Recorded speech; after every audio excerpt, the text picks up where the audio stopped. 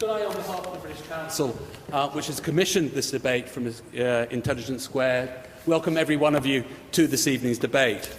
There are, I understand, something like 700 people in this room. There could easily have been double that number from the response we got. And we are going to be joined by something like 70 million viewers from BBC World when the edited version of this debate broadcasts next month. But I think it's worth just spending a moment or two asking the question, well, why does an organisation like the British Council get involved in debates of this kind? We are the UK's global cultural relations organisation. We build trust and engagement for Britain around the world.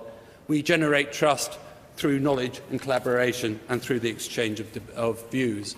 And this debate is part of our Shared Europe programme, a programme which looks at the contributions Muslims have made to Europe, a contribution of the past, the present and indeed of the future.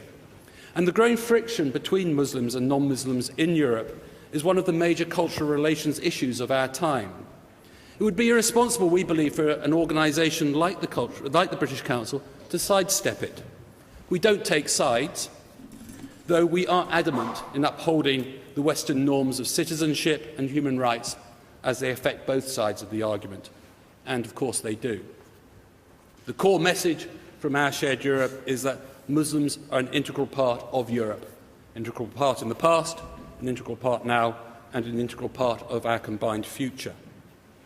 In terms of the debate itself, we believe that the recent prominence of this issue in a number of books, most recently Christopher Caldwell's Reflections on the Revolution in Europe, and much journalism, makes it a key cultural debate of our time. We don't view it as a debate primarily about faith, but as a debate about culture and the place of cultures, not culture, in European societies. And for example, when we were discussing this earlier on with a French North African community activist, and we'd been talking about whether it is appropriate for an organisation, a cultural relations organisation, to be launching this sort of project, and whether or not it would actually place an uncomfortable focus on Muslims that they themselves may not welcome, the answer we got was, we feel we are trapped in a cellar and lack oxygen. Your project gives us this oxygen. And tonight's debate is a small contribution to providing some oxygen in a debate which we believe is of critical importance for the long-term future of all of our citizens here in Europe. I know our speakers will not shy away from the very difficult issues that it exposes. I also know that you yourselves will also express your views with vigour and with clarity. I very much look forward to hearing them all and indeed to seeing how you all vote at the end. Thank you for coming. I commend to you Zainab and our panel of speakers, and to our partners in this enterprise, Intelligence Squared.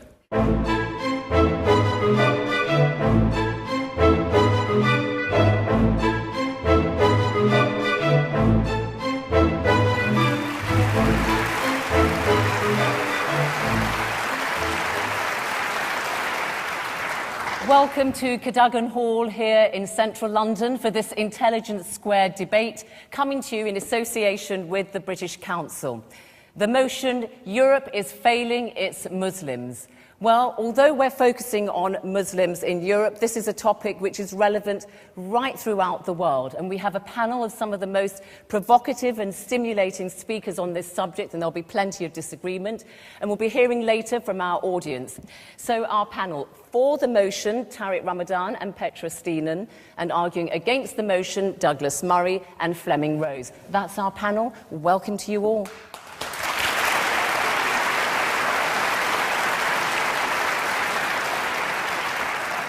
All right, so let's hear our panellists make their opening statements. So, first, for the motion, Europe is failing its Muslims, Tariq Ramadan. Now, he is Professor of Contemporary Islamic Studies at Oxford University. He's been taught by some of the best Muslim scholars in the world, but he's also very active at the grassroots level. He is President of the European Muslim Network.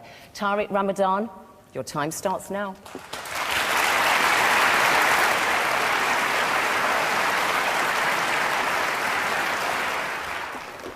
Thank you. Let me start by saying that we are living in a difficult situation. If you listen to what is said in the European countries, the perception is very bad. 75%, for example, French people are associating Islam with violence. The perception is that Islam is a problem and that Muslims are creating problems. They are not really perceived at home in Europe. Every single European society has its own debates, its own controversies around the Muslim presence. The first one is the way Europe is defining itself. The current discourse and the general discourse is that Muslims are not European citizens. We have millions of Muslims that are already Europeans. And this is the situation when we speak about Turkey, for example. It's as if we are speaking about people who are coming from outside, not acknowledging the fact that we already have Europeans that are Muslims in our country. Not only this, on the geographical dimension, it's as if when we speak about Europe, we speak about Western Europe. Eastern Europe is not there. The Muslims who are being Europeans for generations and centuries are not perceived as Europeans. The Bosnian people are not Europeans. It's as if because they are Muslims, they are less Europeans. Our politicians, very often they speak about their fellow citizens as if they don't know who are these new citizens who are Muslim and they are living with them. It's as if these new citizens are problematic because of their religion, but not citizens as to their status. And this is where we have this confusion. We speak about cultural and we Islamize the socioeconomic problems. Muslims in our societies are facing unemployment, discrimination and racism, and it's not because they are Muslims, it's because they are facing class discrimination, segregation, and wrong social policies.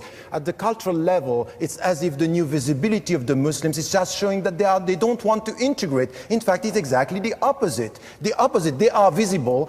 Millions are visible. It means that they are at home. So when you have mosques, when you have organizations, it's not because you don't want to integrate. It's exactly the opposite. You feel at home, you build your mosque, and even this, it's also a very important point in the reality. So it's the opposite. When it comes to food, curry, and couscous, that's fine. When it comes to money, Islamic banking, that's fine. But when it comes to dresses, when it comes to color, when it comes to something which is different, it's not fine. So we are selective in our integration. Money and food, welcome. Colors and dresses, no.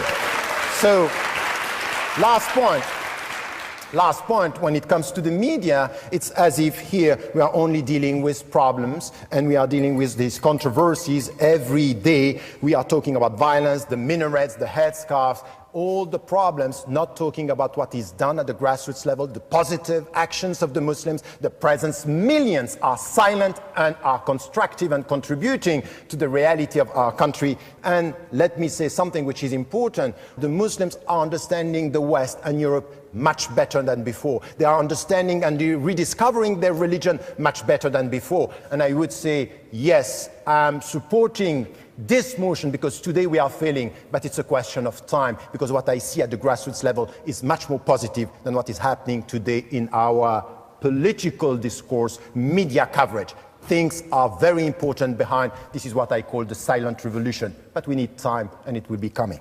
Thank you.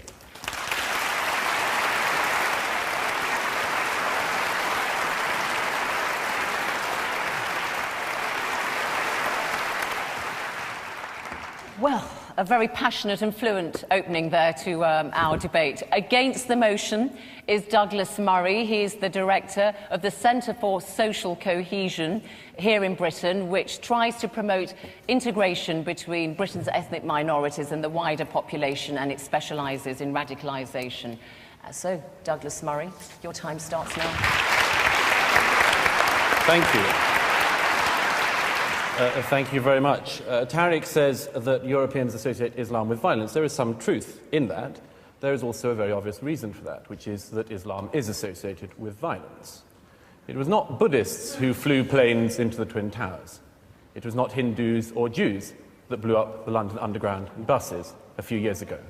And that simple fact has to be acknowledged if you're even going to start a dialogue. Now, what is happening, ladies and gentlemen, it's not a pantomime. I'd argue that Europe has done not too badly, considering the circumstances. In the middle of the last century, there was an almost negligible Muslim presence in Europe. At the turn of the 21st, in Western Europe, alone, there are 15 to 17 million Muslims. That's a very fast migration, ladies and gentlemen, one of the fastest in human history. And no society would find it easy to deal with that kind of migration. As it happens, European societies, Western European societies have, I think, dealt with this much better than some would.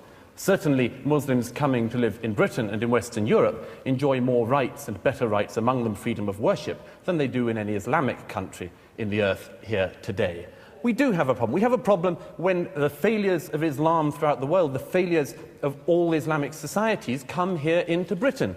Their intolerance of freedom of conscience, their intolerance of apostates, their intolerance of freedom of expression and freedom of speech, their intolerance of minorities, other religious minorities, sexual minorities, their intolerance of gays, their dislike and distrust of half of the population, women, and many, many other things. And the call, what's more, for a parallel legal system within Britain and European societies. This is monstrous. No other group behaves like this, asks for parallel laws. This is a fundamental problem, and it's one we're going to have to deal with. It's a problem between a society, Western Europe, that believes that laws are based on reason, and Islam that believes that they are based on revelation.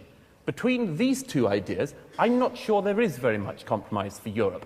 It is not Europe that has let down its Muslims, but the Muslims of Europe that have let down Europe. This is not solely something which we have to say we can never reconcile. Of course we can reconcile this, but we need to be honest about it. We need to be frank about it, and we cannot avoid things just because they are unpleasant. And if there were one thing I would wish Muslims in Europe could learn today, as fast as possible, it would be this: that you have no right in this society not to be offended. You have no right to say that because you don't like something, you can commit violence, or you would like something to be stopped or censored. You have no right to have more hate laws, or hate crime laws, or hate speech laws, just to defend Islam. You have to realize, the Muslims of Europe have to realize, that a society in which even your deepest feelings can be trodden upon is the only society worth living in. And the sooner we can learn that, the sooner that Islam can learn that within Europe, the better. It is not Europe that has failed its Muslims. It is Islam that has failed Europe. I'd argue Islam has failed its Muslims. Thank you.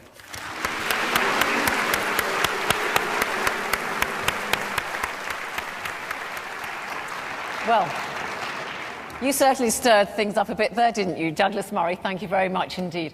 OK, well, let me invite some comments from the floor, and let's go to the lady there. Yeah. I just had a question to a few questions to Mr. Murray. I don't think it's the Muslims of Europe that have failed, the Muslims of Europe that have failed Europe. I think it's exactly the opposite. One of the things you said, it was actually a few Muslims, crazy Muslims, I think, who sort of flew the plane into those buildings. But was Hitler a Muslim by any chance? Because I'm not sure that Muslims had anything to do with the Holocaust. OK. Gentleman there. In 2009, the Centre for Muslim Studies, along with the Gallup poll, interviewed 500 British Muslims. Over 99.5% of those British Muslims found homosexual acts unacceptable. What was interesting is that the government has given concession to Muslims as well as other religious organisations. So it seems to me, in fact, this government here is prepared to give religious organisations, including Muslims, the rights over lots of gay men and women. You talked about how Europe has dealt with this problem, and what you basically have alluded to in the 6 minutes that you had are that Muslims are a problem. And you're from the organisation called the Centre for Social Cohesion, and it's worrying that to have you talk about these things in this manner. What you are basically alluding to is that Muslims are external to Europe, and it's worrying that you see it that way, because then that means there is no chance of there being any solution to any problem, or Muslims being seen as a part of Europe and being seen as European citizens. Thank you. Gentleman there. I just want to pick up something that Douglas Murray said. I'd like to ask you, when you talk about the Muslims that are the problem, which Muslims are you talking about? Because you keep slipping in your language to focus on the radicals, the extremists. Okay, right. Maybe that's because that's what you're interested in. But there's another whole set of Muslims out there who are not like that. OK, just a quick clutch there. It is sufficient to point out that Europe is not failing its Muslims, that this debate is taking place tonight and is being televised by the BBC World Service, that Tariq Ramadan holds a chair at Oxford University. I put it to you because of these very facts, that you are being welcomed, that you are being integrated, that you are being respected. You are not a problem. OK, let's just take... There'll be another opportunity after we've heard our next two speakers to take more questions from the floor. Thank you. Now, arguing for the motion is Petra Steenan. She's a former Dutch diplomat who has worked in the Arab world, and indeed she's written about her experiences there. She's a very active human rights campaigner with a particular interest, amongst other things, in women's rights. So, Petra Steenan, the floor is yours.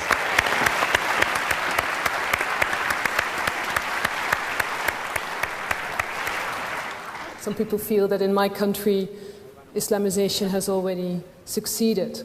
I think the question tonight is whether we in Europe are actually capable of looking beyond the color of religion. I was in Egypt during the 90s. Egypt has known about terrorism attacks long before 9/11, 7/7, or the murder of Theo van Gogh in the Netherlands. They suffered big time. And yes, there were a lot of things which I was critical of when I lived in the Arab world. Reading the Arab Human Development Reports, they sum it up very precisely. There is still a lack of freedom, there's a lack of knowledge, and the lack of participation of women is really worrying in those societies. The question, though, is, are those wrongs really connected to Islam? My friends like Douglas would say, yes, it is. A lot of my friends in the Netherlands say so as well. And they warn me not to be naive. They say that the danger now is among us, like an Islamic Trojan horse. I wonder, though, and this would be a question for me to Douglas, what do we do with the people who don't want to adhere to your ideas of enlightenment? Do we send them away? What do we do? Do we re-educate them? So I'm wondering, are we actually addicted to our own stereotypes?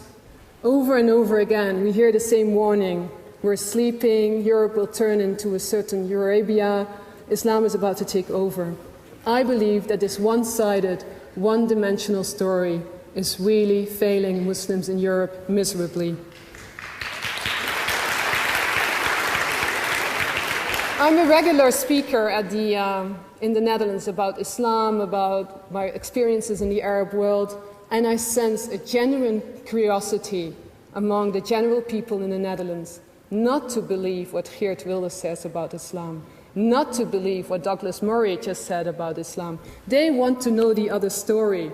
And yes, you've all heard about Ayaan Hirsi Ali, I'm sure. And yes, she was a pioneer. But the other people, Ahmed Abu Talib, the Barack Obama of the Netherlands, the mayor in Rotterdam, Famile Arslan, a female lawyer wearing a headscarf, she got on the front cover of Time magazine. And my best example would be Ibrahim Afellay. He's a soccer player, and I wish he would score the winning goal at the World Championship. I'm sure that he will be 100% one of us. I am inspired by people who dare to dream. And I believe that we would definitely fail Muslims in Europe, but even, not only Muslims, every single citizen in Europe, if we continue to judge people on the basis of the color of their skin, the color of religion, and not by the stature of their character. Thank you.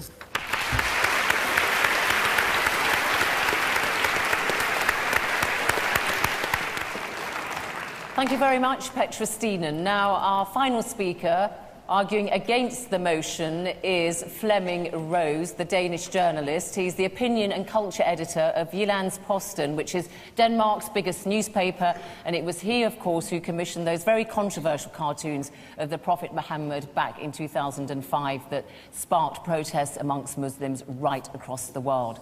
I see you're in the launch pad, Flemming Rose. Your time starts now.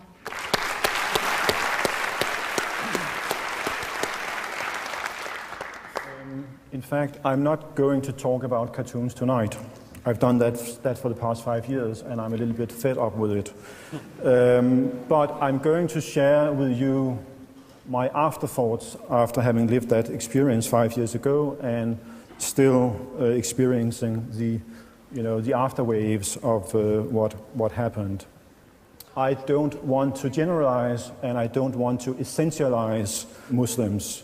In fact, I believe that every Muslim is first and foremost an individual endowed with certain rights and obligations. And as this serves, to my mind, as a foundation of liberal democracies in Europe, this is a very important distinction and caveat when it comes to the phrasing of the motion. It means that the citizens of Europe, they enjoy certain rights like freedom of expression, freedom of religion, equal treatment before the law, and secular government. It also means that Muslims, as other Europeans,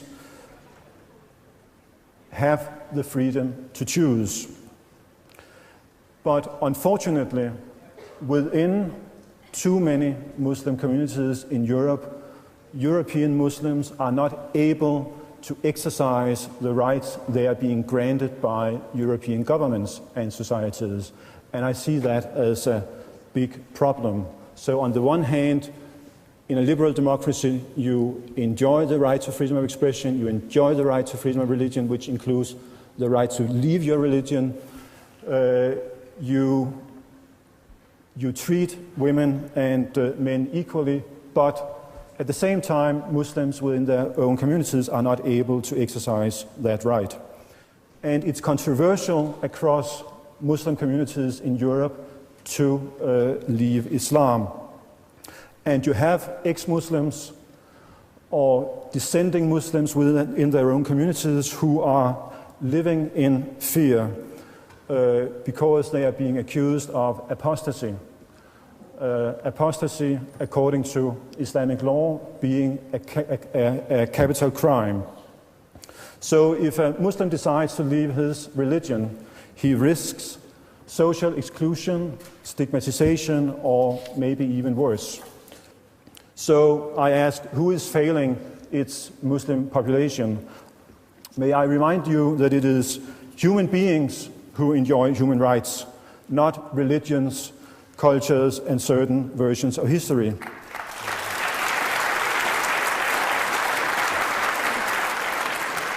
And I do believe in the notion of universal human rights, and I think that this notion has served Europeans, Muslims, and non-Muslims well, one consequence being that the Muslim citizens of Europe, in fact, are enjoying more freedom and more rights than any Muslim in any Muslim majority country. So I don't believe that Europe is failing its Muslim population, as the motion claims, and therefore, ladies and gentlemen, I call upon you to vote against the motion. Thank you.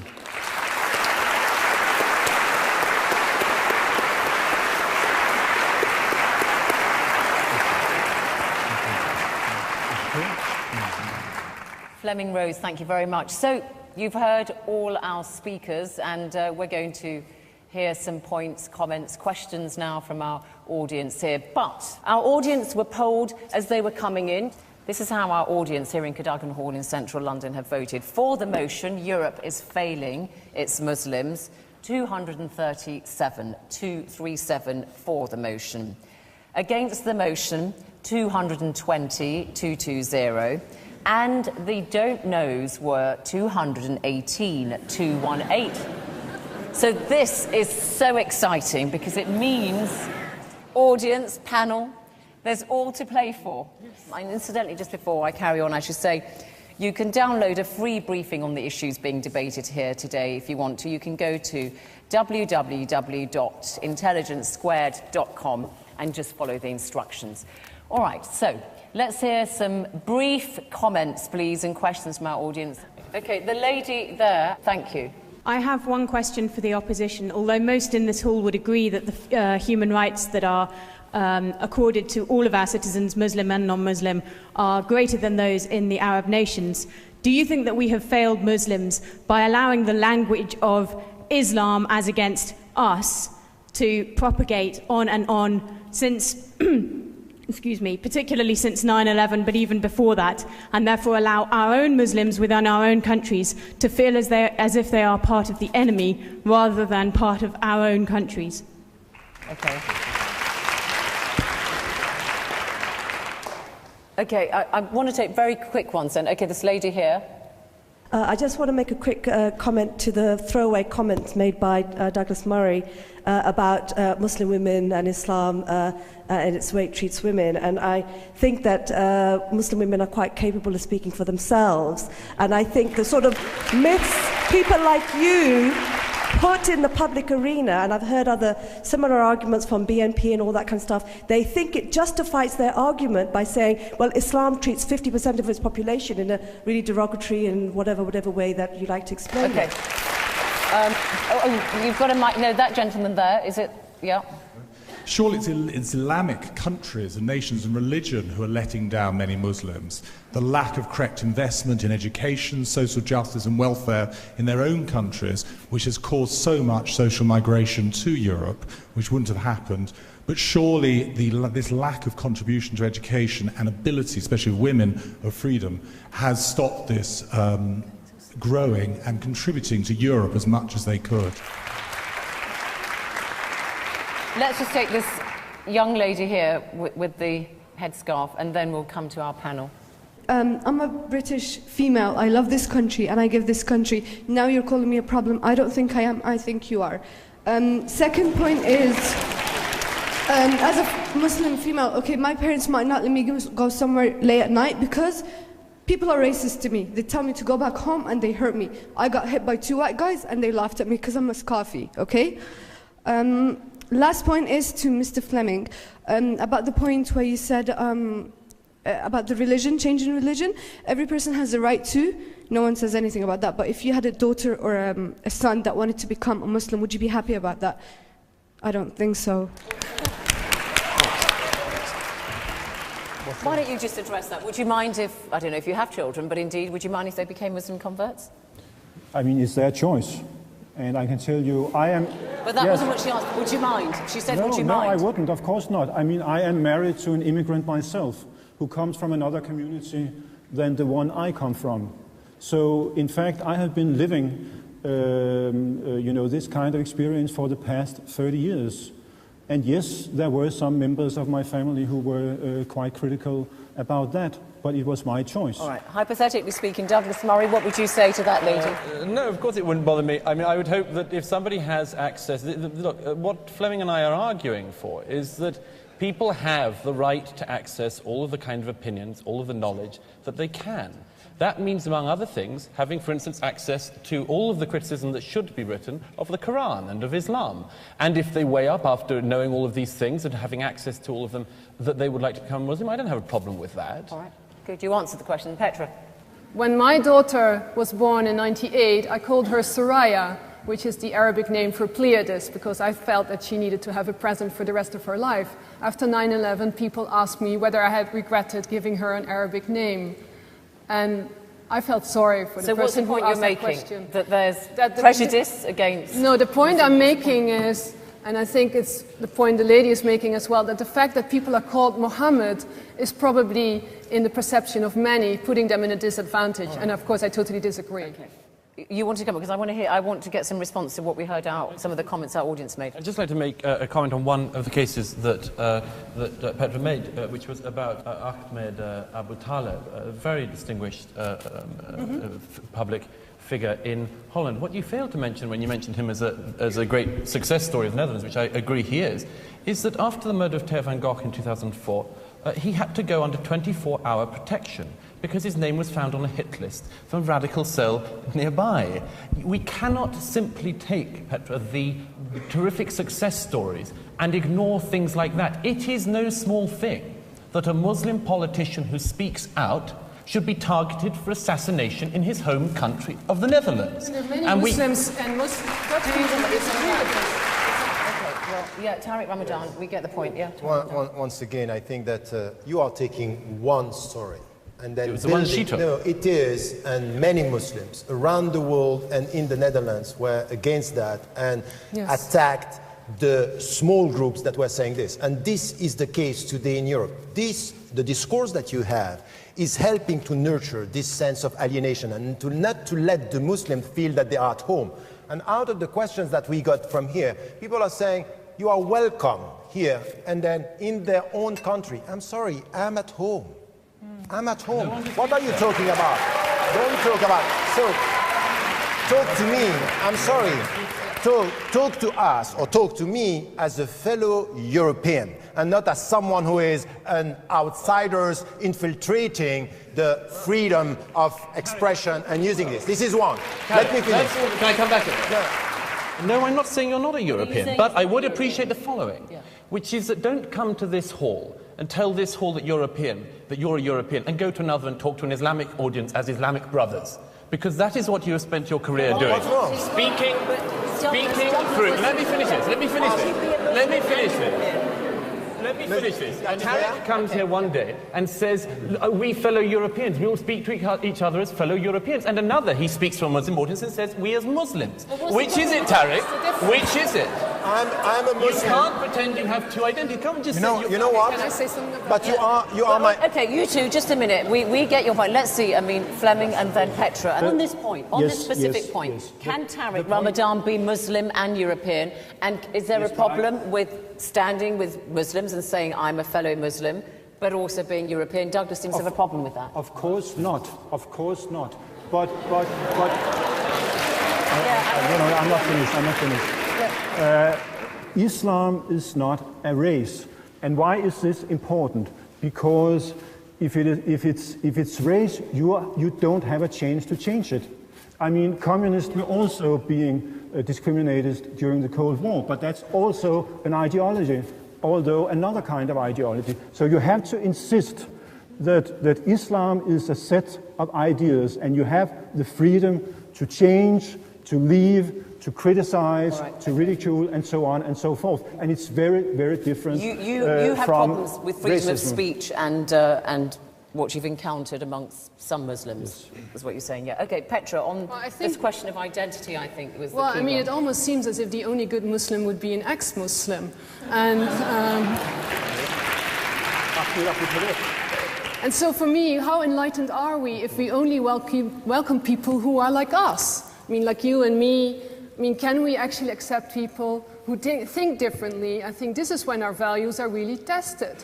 And of course, when people are thinking differently and don't want to change religion, that's also a universal human right. All right, but Petra, what about one of the questions that we had from the floor, which is somebody expressed the view that women have said that they enjoy more freedom in the Middle East than they do actually when they come to Europe, which is kind of... In the Netherlands, we have a political party which is in parliament, which doesn't allow women to run for office. And I don't hear the same voices about this party as I hear about Muslim women. I do want to ask about women and Islam, because this is something, we've had some contributions from the floor on that, and women wearing their veils and so on. I mean, this is something which does exercise a great deal of debate. The fact that a lot of people feel that you can't be a Muslim woman and enjoy certain freedoms. How do you address that? No, I think that we have to acknowledge the fact that there are problems, but we also have to acknowledge the fact that things are evolving, that there are Muslim women in Europe today who are leaders in the leadership and coming with new interpretation. When it comes, for example, something which is very simple about the headscarf. It's against Islam to impose it. It's against human rights to take it off. This should be the point, and this is why we should be in agreement. Second point, against forced marriages. We had campaigns in Europe against forced marriages. And then when it comes to anything which has to do with reading the text, being able to come and to get a sense of autonomy for women, this is happening. So I would say that in some countries, you wear the headscarf, by definition, you can't be a free Muslim woman because the way you dress. I think it's wrong. Let the people decide and let them speak for themselves and listen. All right, listen, because sometimes they speak and they are not listening. There's a big debate. Yeah, I want to talk about women. There's a big debate. I have a direct question to Tariq.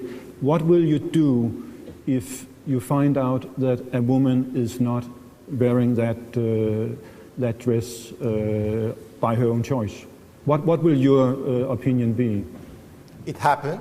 And I did it and I said it to some of at least now in my mind there are two who asked me about the fact I don't want to wear it, and this is imposed by my father, and once by my mother. I said, resist. Don't accept something which is against your freedom, because it has to be your choice and it's an act of faith. So for the dignity of Muslims, you have to resist.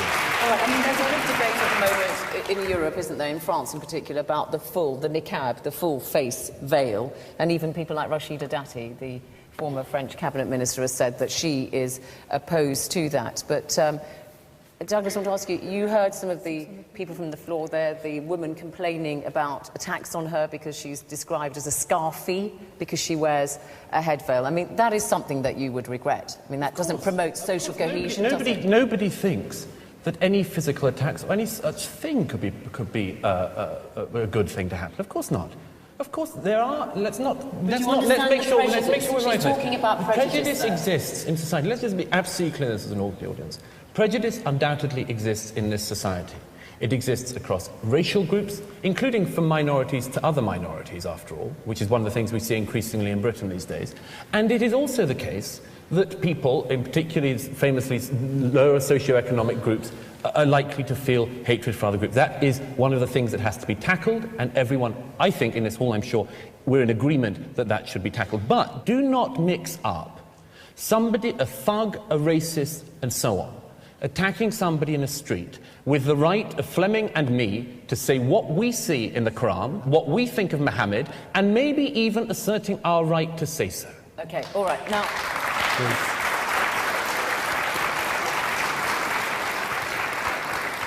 All right, the gentleman here. I think part of the issue here is that at the point where Europe was becoming increasingly secular, there's a group of people who have a tenacious belief in God. And I just wonder whether or not if we had 16 million evangelical Americans moved here, I'd feel exactly the same about that. I don't think it's anything to do with race. It's just...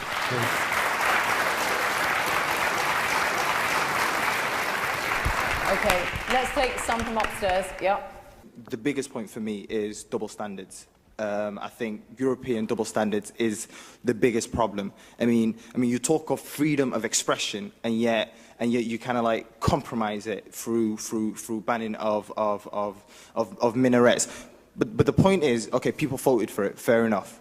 But the point is, you shouldn't compromise. You shouldn't give people, like, you can discuss taxes, you can discuss anything, but freedom of expression, that is not something that is up for tax. And it's this double standards that the West sort of holds. Okay. That. You're referring to that referendum in Switzerland about... And quite a lot of them, like the one in France banning burqas. Okay. Gentleman there. My name's Henry Hogger. I'm a former British diplomat in the Arab world. I worked until fairly recently for something called the Muslim West Facts Project, which is an exercise to publicise the findings of some Gallup polling on Muslim opinion in Europe. One of the most striking features in that, I think, is that in Britain, France and Germany, that Muslims, when asked for how strongly they feel attached to the country that they live in, on the whole, gave stronger answers of loyalty than did the public as a whole, a sample of the public as a whole in those three countries. It seems to me that that's a strong and positive reason for arguing against the motion that Europe is failing its Muslims, but not the reasons which I fear our speakers against the motion have been giving, which are rather inclined to blame Islam and Muslims themselves for the problem. Okay, thank you.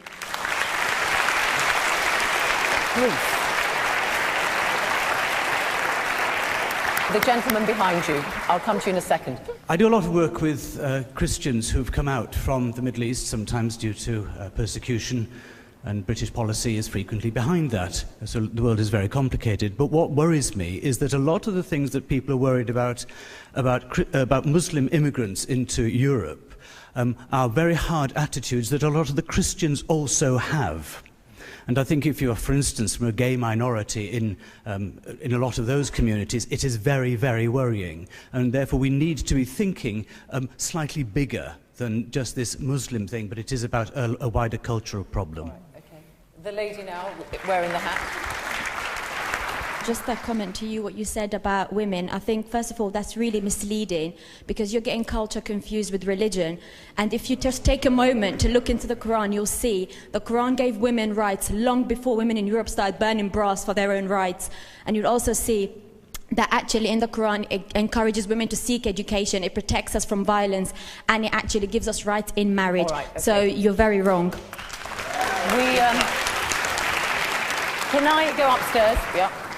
I'm Oliver Cam. I'm a leader writer for The Times. Immediately after the Swiss vote to ban construction of minarets, my newspaper published a leading article condemning the vote as inflammatory and a violation of religious liberty. But beyond religious liberty, beyond your, sir, right to freedom of association and worship, I cannot understand what possible claim your deeply held religious beliefs have on the rest of society. They are, in my judgment, flawed and incoherent and wrong. Why do I have any reason to respect them, and why do they belong in civic society? Okay. Just some brief ones now. Yeah.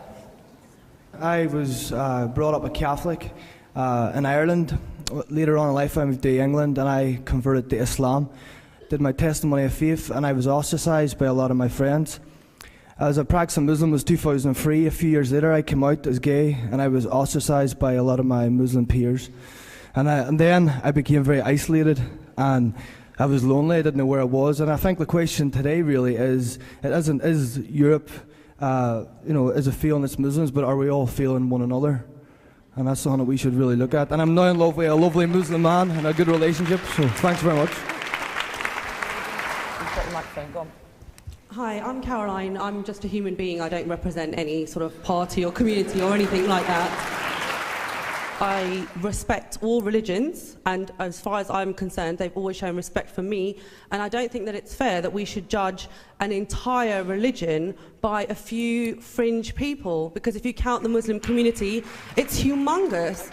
You know, you can't just say, right, terrorism, and that's it. Well, thank you.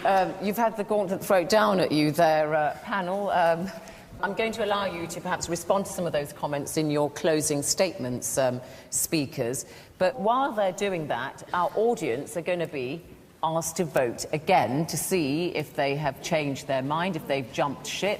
So while the audience are voting, we're going to hear our speakers again, and this time they're going to talk in reverse order while we're just doing that process. So, Flemming Rose, Danish journalist who commissioned those controversial cartoons of the Prophet Muhammad back in 2005. Will you take the floor to make your closing statements? I will speak against what I would call the racism of lower expectations towards Muslims. I think it's a big problem that people apply a different standard to Muslims than they do to other groups in our society. And it was very clear during the cartoon crisis, when in fact those cartoons were not in any way transcending the limits of the kind of cartoons dealing with Christians and other religions. I mean, by publishing these cartoons, we said, you know, you are part of Europe. We are not expecting more of you, we are not expecting less of you, but we are expecting exactly the same of you as of every other group in our society, and thereby we recognize you as Europeans and as Muslims and as integrated Europeans. Okay, well,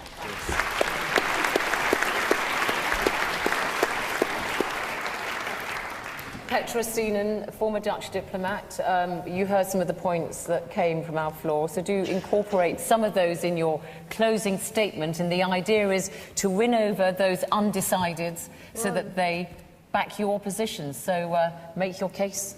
I hear a lot of self-righteousness about the values in Europe, which somehow are for a certain group and not for another. It's sort of a sense of superiority that we in Europe have done it all right. And I think this sense of superiority leads to a sort of segregation in our society, which I wouldn't want to see for my daughter to live in. And in the end, I think the magic word really is compassion. Compassion for the other, compassion for another story, compassion for difficulties dealing with those stories. So I think that if we want to be citizens of the 21st century Europe, where we enjoy similar rights, civil rights, and I think one of the things we could have learned from the American experience is a civil rights movement. So I think attention for civil rights in our schools, in our systems, is really necessary. Thank you. Okay.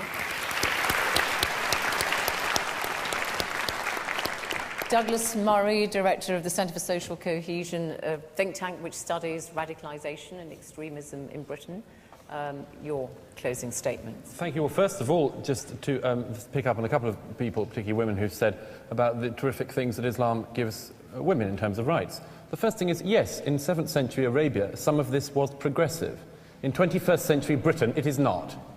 And you have to make that fundamental admission that the Quran is not a document for women's rights in Europe in 2010. It is not. Secondly, why is it that only Islamic societies and mosques in this country are places which teach and preach hatred of other minorities? Every single week in this country,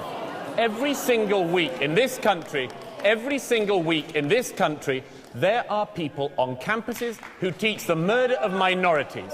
Last week, it was somebody who calls for the murder of apostates. The week before, at another university, it was somebody who believes the Jews are fair game. This is not tolerable. It is not tolerable for Muslims. It is not tolerable from anyone else. You, I hope, would agree with me that any minority that engaged in such hatred and bigotry should be criticised. Don't pretend that the cloak of Islam and Islamic belief and religious fervour means that people like us cannot say that people who call for the murder of minorities are not mainstream, are not acceptable, and have to be critiqued.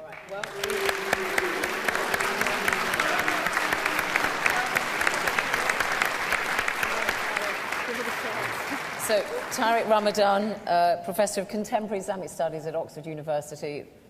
Final word goes to you, your closing statement, incorporating some of the points raised by our audience. Thank you for that, and welcome to social cohesion. That's really nice.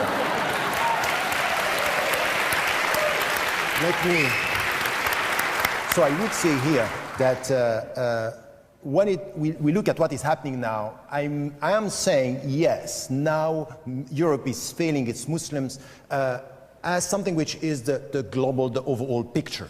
Now when we come with time, what is happening in Europe now is quite different. And this is what I call the silent revolution. When we look at what is going on at the grassroots level with citizens that are European Muslims and Muslim Europeans, and they are here and they are going to stay, and they are going now to go to something which is not to talk about integration. They are all fed up with integrate. Now they contribute, now they give, now they build, and this is it. So, to respond to what you said, I would agree with you that the feeling of the Muslims that they are at home, but for the time being, we still have to work. This is why I'm saying, yes, we are failing our Muslims, and we have to work together to change this perception and to change the reality. And the first, I'm addressing here, and by the way, you know, I can call you brother in humanity. I did it yesterday. I am going to do it today. I'm going now to tell you this. It's not a problem for me to say to my brothers and sisters in humanity, in religion, and as citizens that we are brothers and sisters. If you have a problem with brotherhood, it's not my problem. So the point here is, please, we have been talking about what doesn't work. Let us speak about what works at the grassroots level. All right, let's...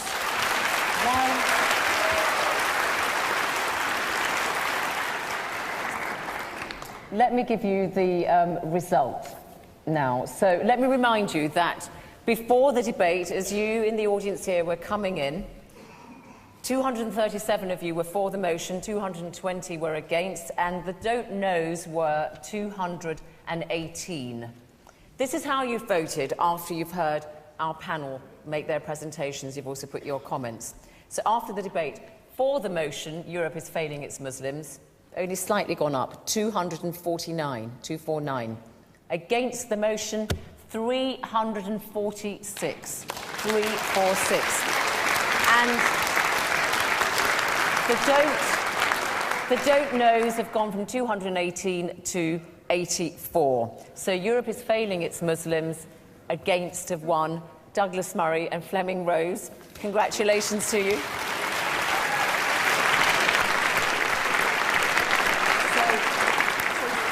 Our thanks to all our speakers, to the British Council for making this very important debate possible, to you here in the audience at Cadogan Hall in central London, of course, you at home who are watching. I'm going to go and celebrate with the winners and commiserate with the losers.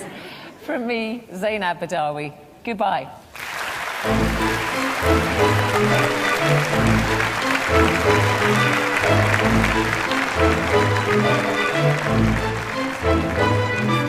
Thank you.